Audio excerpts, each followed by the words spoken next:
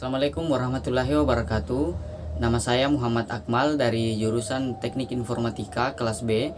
Nomor induk mahasiswa 18025 050268. Di video ini saya ingin mengerjakan tugas final dari dosen Bapak Muhammad Agus Eskom MM sebagai dosen dari mata kuliah Sistem Informasi Manajemen. Adapun judul pembahasan yang ingin saya sampaikan dalam video ini yaitu tentang internet. Oke, langsung saja kita ke pembahasannya. Di dalam internet ini ada beberapa poin yang ingin saya sampaikan. Untuk poin yang pertama adalah pengertian dari internet. Jadi internet adalah kumpulan dari beberapa jaringan komputer yang ada di seluruh dunia yang saling terhubung antara satu dengan yang lain, yang biasa digunakan untuk berkomunikasi dan saling bertukar informasi. Adapun komponen-komponen atau sarana-sarana yang dapat digunakan agar dapat mengakses internet ini, yang pertama adalah jaringan seluler atau jaringan telepon, yang kedua dengan menggunakan fiber optik. Fiber optik ini biasa digunakan untuk menghubungkan jaringan wifi ke router, yang ketiga dengan menggunakan kabel koaksial, dan yang keempat itu dengan menggunakan satelit atau wireless connection. Untuk poin selanjutnya adalah fasilitas-fasilitas yang ada di dalam internet. Dalam internet ini memiliki beberapa fasilitas, baik itu untuk menunjang kinerja internet itu sendiri ataupun dapat digunakan untuk berkomunikasi dan saling bertukar informasi. Untuk fasilitas yang pertama adalah electronic mail atau email. Email ini adalah sebagai surat dalam bentuk elektronik yang dapat dikirimkan dan dapat diterima oleh semua individu atau komputer yang dapat mengakses email tersebut. Jadi email ini adalah sebagai pesan yang dapat kita kirimkan kepada lawan diskusi kita atau lawan komunikasi kita, baik itu dari jarak jauh ataupun dari jarak yang dekat. Yang kedua ada namanya discussion group. Discussion group ini basicnya sama dengan email untuk berkomunikasi juga, tetapi discussion group ini dia lebih kepada berkomunikasi lebih dari satu orang. Kalau email tadi dia berkomunikasi secara personal atau perorangan, sedangkan untuk discussion group ini dia berkomunikasi lebih dari satu orang. Namanya saja discussion group. Grup itu tempat perkumpulan lebih dari satu orang, sedangkan discussion bisa kita artikan sebagai diskusi atau berkomunikasi. Apabila diartikan, maka discussion group adalah tempat beberapa orang untuk berdiskusi atau berkomunikasi.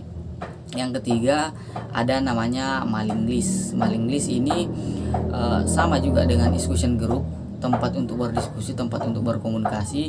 Jadi anggota-anggota dari mailing list ini dapat berkomunikasi melalui list-list address yang telah disediakan. Yang keempat ada namanya news groups.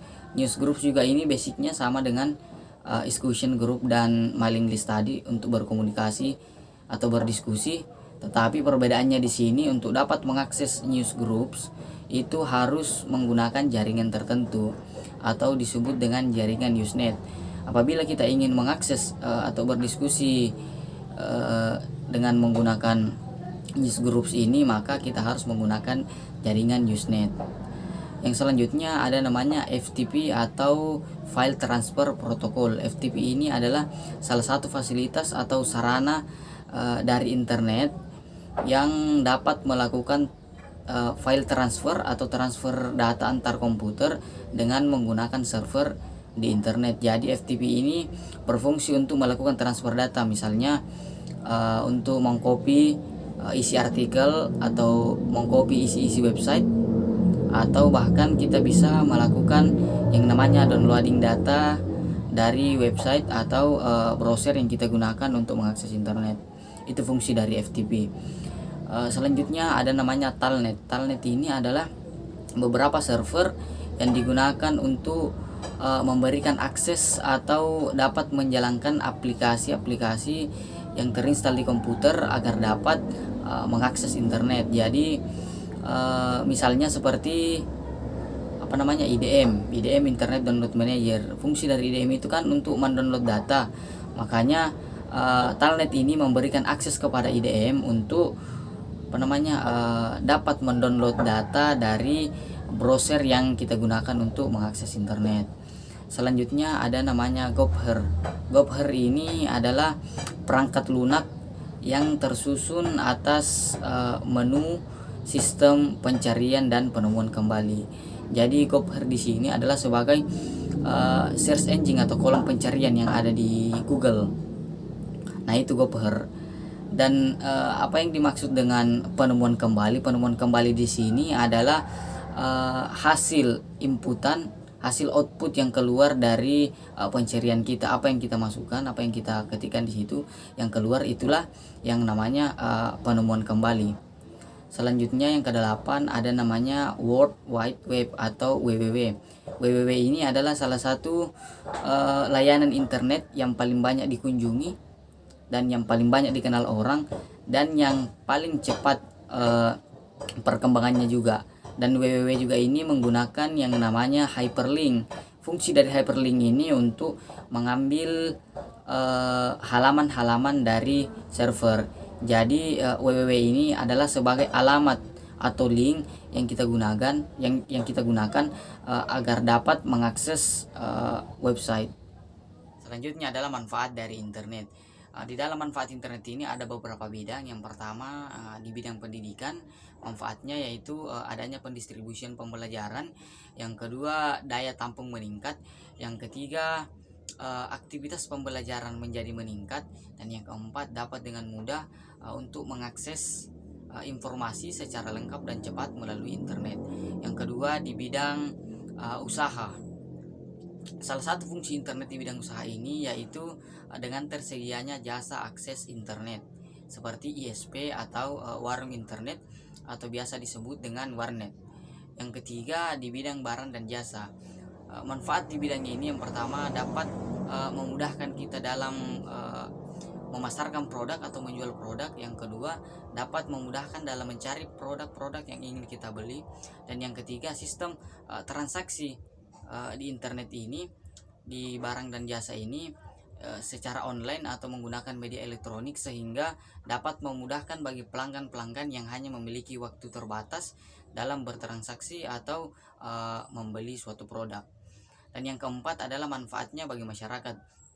Salah satu manfaat bagi masyarakat yaitu internet dapat dijadikan sebagai media untuk mencari informasi, baik itu untuk perkembangan teknologi, kemajuan suatu negara, atau yang berhubungan dengan keagamaan, dan bahkan juga bisa dijadikan sebagai media untuk berkomunikasi, baik itu kepada sesama teman ataupun keluarga yang jaraknya jauh dari kita. Dan poin yang terakhir dalam pembahasan internet ini yaitu dampak dari internet. Di sini terbagi menjadi dua, yaitu dampak positif dan dampak negatifnya. Untuk dampak positifnya sendiri, yang pertama, internet dapat dijadikan sebagai media untuk berkomunikasi. Yang kedua, dapat dijadikan sebagai media untuk transfer data. Yang ketiga, dapat dijadikan sebagai sarana untuk mencari informasi atau data.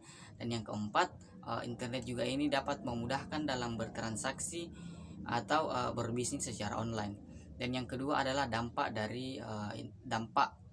negatif dari internet ini.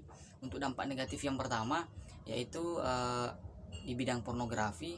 Internet adalah salah satu sarang dari pornografi ini. Berapa banyak website atau situs-situs yang menayangkan adegan pornografi, berapa banyak aplikasi yang menayangkan video-video vulgar yang berbau pornografi. Maka dari itu kita sebagai pengguna internet, gunakanlah internet secara baik dan cermat sehingga kita tidak terjerumus ke arah yang negatifnya. Yang kedua adalah kekerasan. Di internet juga ini banyak sekali terjadi kekerasan.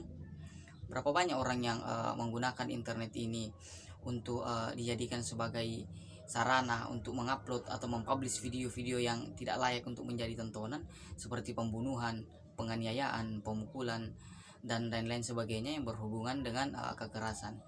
Yang ketiga adalah penipuan. Internet juga ini banyak orang yang menjadikan sebagai tempat untuk melakukan penipuan. Sudah banyak orang yang tertipu atau sudah banyak orang yang menjadi korban dalam penipuan di internet ini. Maka dari itu kita jangan sampai termakan oleh godaan atau rayuan-rayuan manis dari internet ini, sehingga kita terhindar dari yang namanya penipuan dari internet. Selanjutnya yang keempat adalah internet ini dapat mengurangi sifat sosial manusia. Karena terlalu keseringan menggunakan internet, akhirnya jarang berkomunikasi dengan orang secara langsung, jarang bertemu dengan orang secara langsung, jarang bersosialisasi dengan orang secara langsung, akhirnya berdampak buruk bagi kehidupan kita dalam sehari-hari. Dan yang terakhir adalah internet juga ini dapat menyebabkan kecanduan bagi penggunanya, khususnya yang berhubungan dengan pornografi. Banyak waktu yang bisa kita gunakan untuk mengerjakan hal-hal positif, tetapi malah kita gunakan untuk mengakses internet seharian. Itu tidak bagus untuk psikologi dan khususnya bagi kesehatan jasmani kita.